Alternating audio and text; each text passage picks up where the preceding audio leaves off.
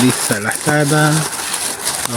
Alam niyo bang napakahirap bumili ng laruan na pang batang babae compared sa lalaki na maraming choices. Sa babae parang mas konti, or hindi ko lang alam kung ano gusto nila.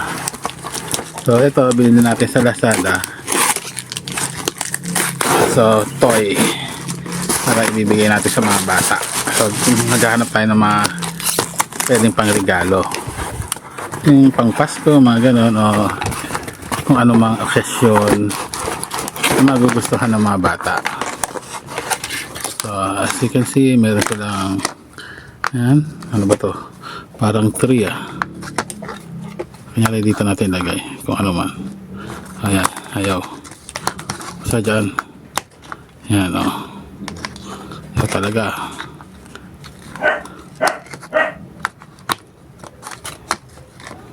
So, parang reindeer siya, reindeer. Yan. So ito, yan, magandang reindeer. Ito yung laman ng box. So mga parang mga pangkikay-kikay, mga kikay accessories, tapos mga pandikit,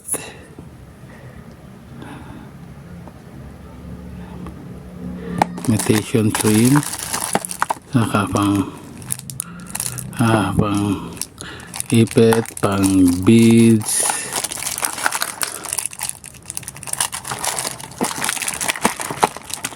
ano ba ito, ibusin na natin lahat. Ayan. So ito malamang takip to, para dito pag nabuksan siguro. Imitation cream, hindi ko alam kung para sa dyan.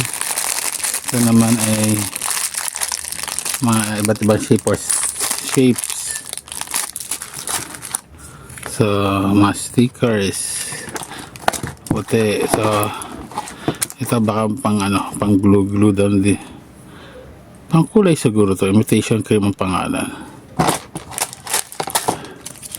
Mga plastic, sa anong purpose hindi ko alam. Another grupo ng mga shapes. Ito ay parang beads siya, mga beads, yung pantali, keychain. Ayan. Ito pang corset, ito pang ipit. So lalagyan mo ng sarili mong design yung mga ipit. Ayan. Didikitan mo. So glue, ibig sabihin yung isa pang glue na may kulay siguro. Ayan. Ito stickers, and a lot of stickers pa rin. Ayan. So kung pang batang babae, pwede naman talaga. Ayan.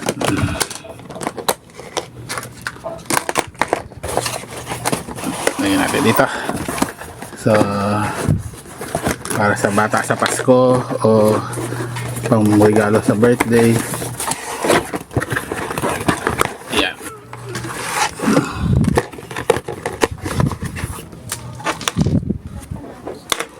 Just okay, bye bye.